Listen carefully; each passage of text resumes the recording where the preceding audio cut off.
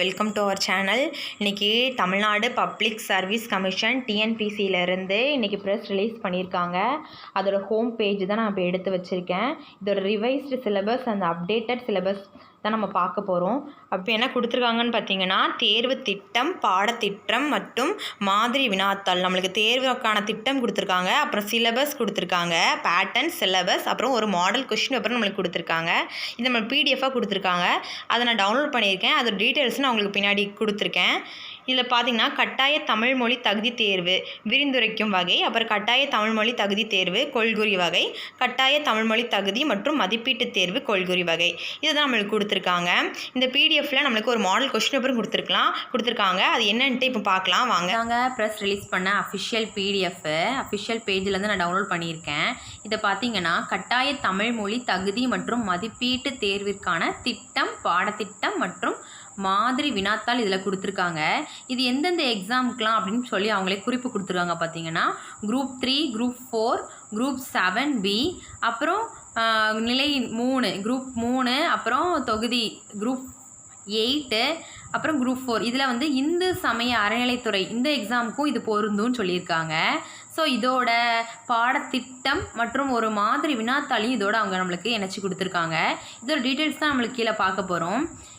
இப்போ கீழே பார்த்தீங்கன்னா பாடத்திட்டம் அவங்க கொடுத்துருக்காங்க. நம்மளுக்கு வந்து பொது தமிழ் சொல்லியிருந்தாங்கல்ல தகுதி தேர்வுன்னு சொல்லிட்டு, அதில் உள்ள அது வந்து எஸ்எஸ்எல்சி தரம் தான், 10th குவாலிஃபிகேஷன் 10th ஸ்டாண்டர்ட் லெவலில் தான் நம்மளுக்கு இருக்கும். அதோட பேட்டர்ன் வந்து பகுதி ஆளை வந்து நம்மளுக்கு இலக்கணம் வச்சுருக்காங்க.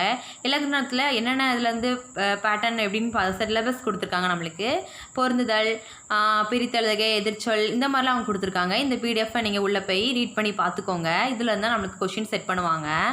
இதில் வந்து இலக்கணம் தொடர்பான எல்லாமே அவங்க இது பண்ணியிருக்காங்க. எதுகை, மோனை, ஏய்பு, இந்த மாதிரிலாம். பகுதி ஆளை வந்து இலக்கியம் கொடுத்துருக்காங்க. இலக்கியமில் வந்து திருக்குறள் தொடர்பான செய்திகள்லாம் கொடுத்துருக்காங்க.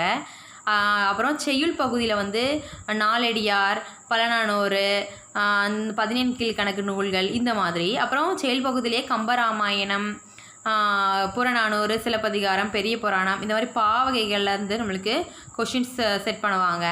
இதெல்லாம் நீங்கள் நல்லா கிளியராக ரீட் பண்ணிக்கோங்க. இந்த மாதிரிலாம் பகுதி ஆளை வந்து அவங்க வைப்பாங்க. பகுதி ஈல என்னென்னலாம் இருக்குன்னு பார்த்தீங்கன்னா, தமிழ் அறிஞர்களும் தமிழ் தொண்டும், இந்த மாதிரி பாரதியார், பாரதிதாசன், நாமக்கல் கவிஞர், இந்த மாதிரி எல்லாம் அறிஞர்கள் வந்து நம்மளுக்கு கொஷின்ஸ் பார்ப்பாங்க. இதெல்லாம் நல்லா நீங்கள் ரீட் பண்ணி பார்த்துக்கோங்களோட உங்கள் போர்ஷன்ஸை.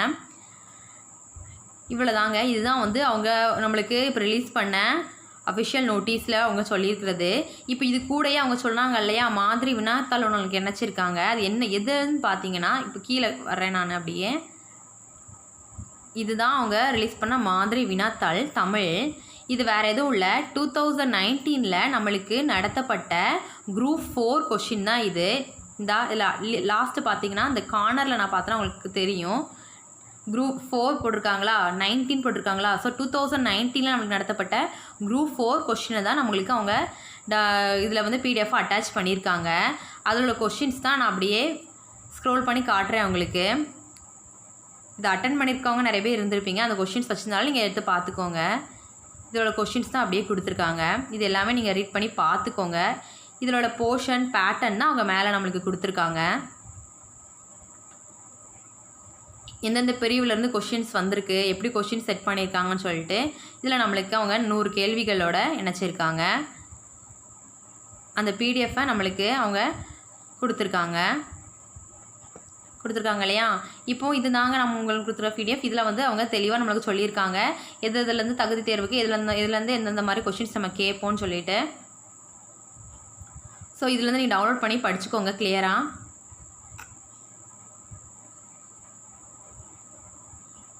இது வந்து எந்தெந்த தேர்வுக்கெலாம் பொருந்தணும் அவங்க குறிப்பு கொடுத்துருக்காங்க. திரும்பவும் நான் சொல்கிறேன், குரூப் 3, குரூப் 4, அப்புறம் குரூப் 7B, அப்புறம் இந்து சமய அறநிலைத்துறை எக்ஸாம்ஸ்க்கெலாம் இது பொருந்துன்னு கொடுத்துருக்காங்க. இதில் மாடல் கொஸ்டின் பேப்பரும் நீங்கள் ஒரு தடவை ரீட் பண்ணிக்கோங்க.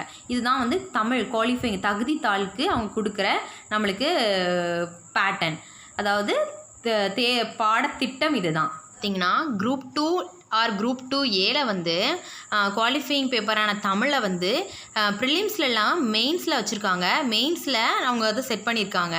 அதுக்கான பிடிஎஃப் தான் இது. தமிழ்நாடு அரசு பணியாளர் தேர்வாணையம் வெளியிட்ட அஃபிஷியல் நோட்டிஃபிகேஷன். அதோட பிடிஎஃப் தான். கட்டாய தமிழ் மொழி தகுதி தேர்விற்கான திட்டம், பாடத்திட்டம் மற்றும் மாதிரி வினாத்தாள். இதை வந்து டிஸ்கிரிப்டிவ் டைப்பாக நம்ம வந்து எழுதணும், அப்ஜெக்டிவ் டைப்பில் எழுத முடியாது. இது வந்து ஒருங்கிணைந்த குடிமை பணிகள் தேர்வு 2, அதாவது குரூப் 2A தாள் 1 பேப்பர் 1 பார்த்திங்கன்னா எப்படி இருக்கும்ன்ட்டு, அவளுக்கு தமிழ் கட்டாய தமிழ் மொழி தகுதி தேர்வுக்கான பாடத்திட்டம். இது டிஸ்கிரிப்டிவ் பேப்பரு, நம்ம வந்து விரிவு பண்ணி எழுதுகிற பேப்பரு. 10ஆம் வகுப்பு தரம் பாடத்திட்டம் வந்து கொடுத்துருக்காங்க. மொழிபெயர்த்தல், சுருக்க வரைதல், பொருள் உணர்திறன், கட்டுரை வரைதல், இந்த மாதிரிலாம். தேர்விற்கான பாடத்திட்டம் எதுலேருந்து இதோட திட்டம் வரும்னு போட்டு அதில் அவங்களோட எல்லா டாபிக்ஸும் நம்மளுக்கு கொடுத்துருக்காங்க. தற்கால நிகழ்வுகள், சமுதாய பிரச்சனைகள், சுற்றுப்புறச்சூழல் தொடர்பான தலைப்புகள், இந்திய பொருளாதாரம் தொடர்பான தலைப்புகள். இதெல்லாம் வந்து நம்ம அவங்க கொடுக்குற டைமிங்கில் அந்த மார்க்குக்கு நம்ம கட்டுரை மாதிரி எழுதுகிற மாதிரி நம்மளுக்கு சொல்லியிருப்பாங்க. ஆல்ரெடி எழுதுனவங்களுக்கு இது தெரிஞ்சிருக்கும். இல்லைன்னா அந்த டாபிக்ஸை நீங்கள் பார்த்துக்கோங்க, இந்தந்த டாபிக்ஸ்லாம் நீங்கள் படிக்கணும் அப்படின்னு சொல்லிட்டு. நான் ஆல்ரெடி சொன்ன மாதிரி டிஸ்கிரிப்டிவ் பேப்பருக்கு டைம் இருக்காது. ஸோ நீங்கள் வந்து ஃபஸ்ட்லேருந்து எழுதி பார்த்தா மட்டும்தான் அந்த டைமுக்குள்ளே உங்களோட எழுதி முடிக்க முடியும். அப்புறம் பார்த்திங்கன்னா தமிழ் 10ஆம் வகுப்பு தரத்தில் நம்மளுக்கு எவ்வளோ நேரம் கொடுத்துருக்காங்கன்னு பார்த்திங்கன்னா 3 மணி நேரம், அதாவது 3 ஹார்ஸ் கொடுத்துருப்பாங்க. மதிப்பெண் வந்து 100 மதிப்பெண் தான்.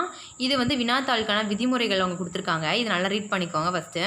என்னென்னு பார்த்தீங்கன்னா, அனைத்து வினாக்களுக்கும் விடை எழுதுக, எல்லா கொஷின்ஸ்க்கும் நம்ம ஆன்சர் பண்ணணும். அப்புறம் வினா பகுதிகளுக்கான மதிப்பெண் அவற்றின் எதிரே தரப்பட்டுள்ளன. ஓகேவா, பக்கத்தில் அதோட மார்க்ஸ் வந்து பக்கத்தில் கொடுத்துருக்கதா சொல்லியிருக்காங்க. தென் விடைகளை வந்து தமிழில் மட்டுமே நம்ம எழுதணும். ஓகேவா, வேறு எதுலேயுமே எழுதணும், நம்ம தமிழில் மட்டும்தான் நம்மளோட ஆன்சர்ஸை எழுதணும். அப்புறம் எந்தெந்த வினாக்களில் சொற்களின் எண்ணிக்கை எவ்வளவு கொடுக்கப்பட்டிருக்கிறதோ அதன்படி விடை எழுதுதல் வேண்டும். அவங்க கொடுக்குற இவ்வளோ வேர்ட்ஸில் எழுதணும் அப்படின்னா நம்ம அந்த வேர்ட்ஸ்க்கு நம்ம எழுதணும். ஓகேவா, அதை வந்து குறிப்பிட்டிருக்கும் எண்ணிக்கை அளவுக்கு மிக அதிகமாகவோ அல்லது குறைவாகவோ விடை அமைந்தால் மதிப்பெண்கள் குறைக்கப்படும்.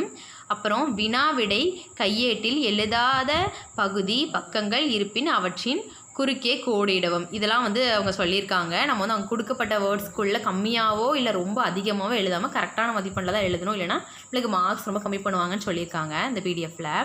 அப்புறம் இதோட கொஸ்டின் பேப்பர் இன்ஸ்ட்ரக்ஷன் வந்து திரும்பி ஒரு தடவை இங்கிலீஷில் சொல்லியிருக்காங்க. All questions are to be attempted, எல்லாமே அட்டம் பண்ணணும் அப்படின்னு சொல்லிட்டு இங்கிலீஷில் உங்களுக்கு நான் ரீட் பண்ணுறேன் ஒரு தடவை. The number of marks carried by a question or part is indicated against it.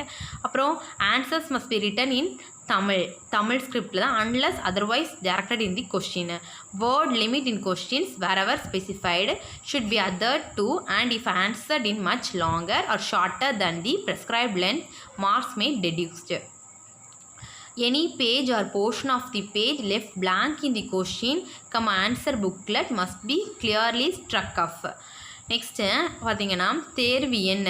இதை வந்து ஏதாவது ஒரு டாப்பிக்கை எடுத்து நம்ம வந்து 300 சொற்களால் நம்ம வந்து ஒரு கட்டுரை மாதிரி நம்ம வரையணும். அதோட டாப்பிக்லாம் அவங்க கொடுப்பாங்க, நீங்கள் ரீட் பண்ணிக்கோங்க என்னென்னு சொல்லிட்டு. தமிழ்நாட்டின் ஆற்றுப்பாசன வடிகால் முறை, தமிழ்நாட்டின் பெண்களின் முன்னேற்றத்துக்கான செயல், இந்த மாதிரி டாபிக்ஸ்லேருந்து அவங்க வந்து ஏதாவது ஒரு டாபிக் எடுத்து வந்து இதுக்கு வந்து 15 மார்க்கு. இதில் 300 சொற்களுக்கு மிகாமல் நம்ம வந்து ஒரு கட்டுரை மாதிரி நம்ம எழுதணும்னு சொல்லி கொடுத்துருக்காங்க. இதுதான் அந்த பிடிஎஃப் நம்மளுக்கு அவங்க கொடுத்துருக்காங்க. நெக்ஸ்ட்டு வந்து அடுத்தல வந்து என்னென்னா 5 to 2 10 மதிப்பெண்கள் கேள்வி வந்து எந்த தொடர்பான கேள்விகள்னு அவங்க கொடுத்துருக்காங்க. அதை பார்த்துக்கோங்க. நீங்கள் தமிழ் பண்பாட்டின் அமைப்புகள், திருந்திய ஒழுக்கம், திருந்திய வாழ்க்கை, இது இந்த மாதிரிலாம் நீங்கள் ரீட் பண்ணிக்கோங்க. நெக்ஸ்ட்டு கேள்வி 3ல் வந்து 10 மதிப்பெண்கள் கொடுத்துருக்காங்க. கீழ்காணும் பகுதியை அதன் அளவில் 1/3 பங்கு அளவில் சுருக்கி உங்கள் சொந்த நடையில் எழுதுக. இதெல்லாம் மற்றதெல்லாம் எந்த சேஞ்சும் இல்லைங்க, அதே தான். பட் அந்த குவாலிஃபையிங் பேப்பர் மட்டும் நம்மளுக்கு செட் பண்ணியிருக்காங்க. அதில் வந்து தமிழ் வந்து நம்ம கண்டிப்பாக வந்து 40% எடுத்தால் மட்டும்தான் பேப்பர் 2 வந்து அவங்க வேல்யூவே பண்ணுறதா நம்மளுக்கு சொல்லியிருக்காங்க. மற்றதெல்லாம் அதே தான். கேள்வி 4 கேள்வி 5லாம் அதிலலாம் எந்த சேஞ்சும் இல்லை நமக்கு. இங்கே பாருங்க, இது வந்து ஒரு தடவை இங்கிலீஷில் நம்மளுக்கு கொடுத்துருக்காங்க. கேள்வி 8 இது மாடல் கொஸ்டின் பேப்பர் கீழே. ஸோ வந்து நீங்கள் ஃபஸ்ட்டு குவாலிஃபையிங் பேப்பரான தமிழில் வந்து நம்ம வந்து கண்டிப்பாக 40% எடுத்தே ஆகணும். ஆனால் அது ரொம்ப அவ்வளோக்கு டஃபாகவும் நம்மளுக்கு இருக்காது. நம்ம பேசிக்காக படிக்கிற 10th அதாவது எஸ்எல்சி ஸ்டாண்டர்ட் தரத்தில் தான் கொடுத்துருக்கிறதுனால ஸோ நம்ம ஈஸியாக கொஞ்சம் பாஸ் ஆகிற மாதிரி தான் அவங்க கொடுத்துருப்பாங்க. இதுதான் இந்த வாட்டி அவங்க பண்ணியிருக்க சேஞ்சு. அதோடதை மட்டும் நீங்கள் நல்லா ஒரு ரீட் பண்ணிக்கோங்க. 10ஆம் வகுப்பு தரத்தில் என்னென்ன பாடத்திட்டம் வச்சுருக்காங்க அப்படிங்கிறது மட்டும் தான் நம்மளுக்கு இப்போதைக்கு தேவை. அதை மட்டும் நல்லா ரீட் பண்ணிக்கோங்க. முக்கியமாக அது வந்து அப்ஜெக்டிவ் கிடையாது, அதையும் நம்ம வந்து விரிவுபடுத்தி டிஸ்கிரிப்டிவ் டேபிளில் தான் எழுதணும். ஸோ அதை மட்டும் நீங்கள் கிளியராக பார்த்துக்கோங்க. நெக்ஸ்ட் இது கீழேயே அவங்க வந்து ஒரு மாடல் கொஷின் பேப்பரும் நம்மளுக்கு லிங்க் பண்ணி விட்டுருக்காங்க. இந்த பிடிஎஃப் நீங்கள் அஃபிஷியல் வெப்சைட்டில் போய் டவுன்லோட் பண்ணிங்கன்னா நீங்கள் இன்னும் கொஞ்சம் கிளியராகவே பார்த்துக்கலாம். பார்த்தீங்கன்னா அதில் போட்டிருப்பாங்க model question paper main return examination சொல்லிட்டு குரூப் 2 ஏவோட டிகிரி டிஸ்கிரிப்டிவ் டைப் பேப்பருக்கு பேப்பர் 1 பார்த்தாச்சு. நம்ம பேப்பர் 2க்கு வந்து ஒரு மாடல் கொஷின் பேப்பர் இதில் கொடுத்துருக்காங்க.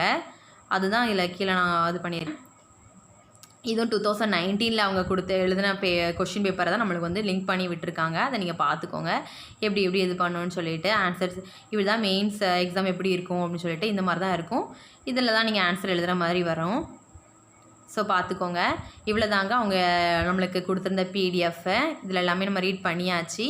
இன்னும் கொஞ்சம் தெளிவாக நீங்கள் உள்ளே போய் பிடிஎஃப் எடுத்து ரீட் பண்ணிக்கோங்க. இப்போ இந்த அஃபீஷியல் பிடிஎஃப் டீட்டெயில்ஸ் தான் பார்த்துட்ருக்கோம். Tamil Nadu public service commission scheme and syllabus, அதாவது குரூப் 2 அண்ட் குரூப் 2ஏக்கான சிலபஸ் தான் கொடுத்துருக்காங்க. இது வந்து குவாலிஃபையிங் பேப்பருக்கான டீட்டெயில்ஸ். ஃபஸ்ட் வந்து ப்ரிலிம்ஸ்க்கான டேபிள் காலம் கொடுத்துருக்காங்க.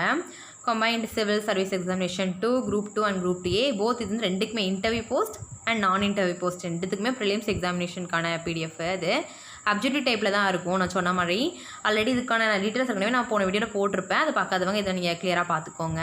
ப்ரிலிமினரி எக்ஸாம் எனக்கு தெரியும். ஃபஸ்ட்டு ஜென்ரல் தமிழ் வந்து 100 கொஷின்ஸ் இருக்கும். Plus general studies degree standard லெவலில் 75 கொஷின்ஸ் கேட்பாங்க. அப்புறம் ஆப்டிடியூடு மென்டல் எபிலிட்டி டெஸ்ட், இது எஸ்எல்சி தரம் 10th குவாலிஃபிகேஷன் லெவலில் தான் இருக்கும். 10th பேசிக் லெவலில் தான் இருக்கும். அது ஒரு 25 மார்க்ஸ். ஸோ டோட்டலாக 200 மார்க்ஸ், 200 கொஷின்ஸு. நம்மளுக்கு மார்க்ஸ் பார்த்திங்கன்னா 300 மார்க்ஸ். நான் சொல்லியிருக்கேன் ஒரு கொஷினுக்கு 1.5 மார்க் அப்படின்னு சொல்லிட்டு. ஸோ நம்மளுக்கு மார்க் வந்து 300 மார்க்குக்கு இருக்கும். இதோட டைம் டூரேஷன் வந்து 3 hours நம்மளுக்கு. இதோட மினிமம் குவாலிஃபையிங் மார்க் பார்த்திங்கன்னா 90 மார்க்கு ஃபார் ஆல் கம்யூனிட்டிஸ். எல்லா கம்யூனிட்டிஸுமே மினிமம் குவாலிஃபிகேஷன் மார்க் வந்து 90 தான். இதை வந்து அப்புறம் இங்கிலீஷ் அது கொடுத்துருக்காங்க. நெக்ஸ்ட் வந்து இதே டேபிள் காலத்தில் தமிழில் ஒரு நம்மளுக்கு கொடுத்துருக்காங்க அவங்க. இப்போ கீழே அப்படியே வந்தீங்கன்னா பாடத்திட்டம் கொடுத்துருக்காங்க நம்மளுக்கு. இது வந்து பொதுத்தமிழ் கொடுத்துருக்காங்க எஸ்எல்சி தரத்தில். அதாவது இந்த குவாலிஃபையிங் பேப்பர் மாதிரி. இப்போ வந்து இலக்கணம் பார்த்திங்கன்னா பகுதி இலக்கணத்தில் பொருந்துதல், பொருத்தமான. இப்போது ப்ரிலிமினரி எக்ஸாமுக்கான பேட்டர்ன் தான் நம்ம பார்க்க போகிறோம். சிலபஸ் தான் நம்மளுக்கு கொடுத்துருக்காங்க. இது வந்து குரூப் 2 அண்ட் குரூப் 2ஏக்கான பேட்டர்ன் தான். இது அப்படி கீழே பார்த்தீங்கன்னா ரிவைஸ்டு ஸ்கீம் ஆஃப் எக்ஸாமினேஷன் கொடுத்து அந்த எக்ஸாம் பேட்டர்ன் நம்மளுக்கு கொடுத்துருக்காங்க. இது வந்து இன்டர்வியூ போஸ்ட் அண்ட் நான் இன்டர்வியூ போஸ்ட்டுக்கான ப்ரிலிமினரி எக்ஸாம். இது வந்து ஒரு அப்ஜெக்டிவ் டைப் எக்ஸாமினேஷன். நம்மளுக்கு இது தெரியும். ப்ரிலிமினரி எக்ஸாமினேஷனில் மொத்தம் 200 கொஷின்ஸ் இருக்கும். அதில் வந்து 100 மார்க்ஸ்க்கு நமக்கு தமிழ் ப்ளஸ் ஜென்ரல் ஸ்டடீஸ் வந்து டிகிரி ஸ்டாண்டர்ட்லேருந்து கேட்பாங்க. அது ஒரு 75 questions plus aptitude and mental ability வந்து ஒரு 25 கொஷின்ஸ் நம்மளுக்கு செட் பண்ணியிருப்பாங்க. அப்படி இல்லைனா தமிழுக்கு பதிலாக நம்மளுக்கு இங்கிலீஷ் கேட்பாங்க. ஸோ இது வந்து எவ்வளோ மார்க்ஸ் பார்த்திங்கன்னா நம்மளுக்கு வந்து 300 மார்க்ஸு. ஒரு கொஷின்ஸ்க்கு 1.5 மார்க் வரும். ஸோ 200 கொஷின்ங்கிறதுனால மார்க் வந்து 300 மார்க் நம்மளுக்கு வரும். இதோட டைம் டியூரேஷன் வந்து 3 hours. இப்போது மார்க் வந்து மினிமம் குவாலிஃபையிங் மார்க் பார்த்திங்கன்னா 90 மார்க்ஸ் கட்டாயமாக எடுக்கணும். இது வந்து எல்லா கம்யூனிட்டிஸ்க்கும் பொருந்தும். இதே டேபிளில் ஒரு தடவை தமிழ் நம்மளுக்கு கொடுத்துருக்காங்க. நெக்ஸ்ட்டு இதோட பாடத்திட்டம் பார்த்திங்கன்னா சிலபஸ் கொடுத்துருக்காங்க. எஸ்எல்சி தரம் எஸ்எல்சி அதாவது 10th லெவல் தான். பகுதி ஆளை வந்து என்ன கொடுத்துருக்காங்கன்னா இலக்கணம் கொடுத்துருக்காங்க. இதோட பிடிஎஃப் வந்து நீங்கள் டவுன்லோட் பண்ணி கிளியராக ரீட் பண்ணி பார்த்துக்கோங்க. நான் ஸ்க்ரோல் பண்ணிவிட்டு உங்களுக்கு ஒரு தடவை ரீட் பண்ணிவிட்டு போகிறேன். பகுதி ஆளை வந்து இலக்கியம் கொடுத்துருக்காங்க. திருக்குறள், கம்பராமாயணம் தொடர்பானதெல்லாம் கொடுத்துருக்காங்க. நெக்ஸ்ட்டு பகுதி ஈழ வந்து பாரதியார், பாரதிதாஸ் இந்த மாதிரி கொடுத்துருக்காங்க. நெக்ஸ்ட்டு ஜென்ரல் இங்கிலீஷ் வந்து கிராமரு பார்ட் ஏ கிராமர் கொடுத்துருக்காங்க. பார்ட் பி வந்து லிட்ரேச்சர் இந்த மாதிரிலாம் கொடுத்துருக்காங்க. நெக்ஸ்ட்டு பார்ட் சி இதெல்லாம் வந்து இங்கிலீஷ்க்கான சிலபஸ். இதெல்லாம் நீங்கள் ரீட் பண்ணிக்கோங்க. அப்புறம் கம்பைன்டு சிவில் சர்வீஸ் எக்ஸாமினேஷன் 2ல் இன்டர்வியூ போஸ்ட் நான் இன்டர்வியூ போஸ்ட் இதுக்கான ப்ரிலிமினரியில் டாபிக் ஃபார் அப்ஜெக்டிவ் டைப்பில் ஜென்ரல் சயின்ஸில் பார்த்தீங்கன்னா என்னென்ன சிலபஸ்ன்னு சொல்லிட்டு அவங்க கொடுத்துருக்காங்க. இதெல்லாம் நீங்கள் ரீட் பண்ணி பார்த்துக்கோங்க. அப்புறம் கரண்ட் ஈவெண்ட்ஸில் எந்தெந்த மாதிரி அவங்க கொஷின்ஸ் கேட்பாங்க அப்படின்னு நம்மளுக்கு கொடுத்துருக்காங்க. அப்புறம் unit 3 geography of India already நான் சொல்லியிருந்தேன். History and culture of India, Indian polity, Indian economy இந்த மாதிரிலாம் நம்மளுக்கு கொடுத்துருக்காங்க. இதுதான் ரிவைஸ் ஸ்கீம் ஆஃப் எக்ஸாமினேஷன். இது வந்து ஃபார் மெயின்ஸ் எக்ஸாமினேஷனுக்கு இதோட பேட்டர்ன் கொடுத்துருக்காங்க. என்ன பேட்டர்ன் அப்படின்னா, பேப்பர் 1 வந்து இது வந்து தகுதித்தாளாக கொடுத்துருக்காங்க. தமிழ் வந்து எஸ்எல்சி ஸ்டாண்டர்டில் நம்ம எழுதணும். இதுவும் 3 ஹார்ஸில் எழுதணும் 100 மார்க்குக்கு. இதில் வந்து நம்ம 40% எழுதுனா 40% கண்டிப்பாக எடுத்தே ஆகணும். 40% எடுத்தால் மட்டும்தான் பேப்பர் 2 அவங்க வேல்யூ பண்ணுவாங்க. பேப்பர் 2 வந்து நார்மலாக டிகிரி ஸ்டாண்டர்டில் இருக்கும். இது ரெண்டுமே வந்து டிஸ்கிரிப்டிவ் டைப்பில் தான் இருக்கும். தகுதித்தாளும் நம்ம வந்து எழுத்து தேர்வு மாதிரி தான் டிஸ்கிரிப்டிவ் டைப்பில் எழுதணும். பேப்பர் 2 3 ஹார்ஸில் நம்ம 300 மார்க்குக்கு நம்ம எழுதுகிற மாதிரி இருக்கும். அதோட மினிமம் குவாலிஃபைங் மார்க்ஸ் பார்த்திங்கன்னா 90 மார்க்ஸ்க்கு. இதெல்லாம் ரீட் பண்ணி பார்த்துக்கோங்க. நான் ஆல்ரெடி இது போன வீடியோவில் போட்டிருக்கேன். இன்டர்வியூ போஸ்ட்டுக்கு எவ்வளோ எடுக்கணும்னு சொல்லிட்டு. நம்ம ஆல்ரெடி மெயின்ஸில் எடுத்த 300 மார்க்கு ப்ளஸ் ஓரல் டெஸ்ட்டில் எடுக்கிற 40 மார்க்ஸு. ஃபார் நான் இன்டர்வியூ போஸ்ட்டில் வந்து அந்த ஓரல் டெஸ்ட் எதுவுமே கிடையாது. ஸோ அந்த 300 மார்க் மட்டும்தான். இது தான் அவங்க நம்மளுக்கு கொடுத்துருக்காங்க. இந்த தமிழில் ஒரு தடவை நம்மளுக்கு அவங்க எக்ஸ்பிளைன் பண்ணியிருக்காங்க. இப்போ வந்து கீழே வந்து கட்டாய தமிழ், அதாவது குவாலிஃபையிங் பேப்பர் வந்து தமிழ் கொடுத்துருக்காங்க இல்லையா, அதோட பாடத்திட்டம் தான் கொடுத்துருக்காங்க. இது வந்து 10ஆம் வகுப்பு தரங்கிறதுனால நம்மளுக்கு பேசிக்காக தான் இருக்கும். ஸோ ரொம்ப கஷ்டமாக இருக்காது. ஸோ எல்லோரும் ஈஸியாக இங்கிலீஷ் மீடியம் ஸ்டூடெண்ட்ஸும் பாஸ் பண்ணுற மாதிரி தான் நம்மளுக்கு கொஷின் பேப்பர் செட் பண்ணியிருப்பாங்க. இதெல்லாம் என்னென்னு சொல்லிட்டு ஒரு தடவை நீங்கள் கிளியராக ரீட் பண்ணி பார்த்துக்கோங்க அந்த பிடிஎஃப் எடுத்து.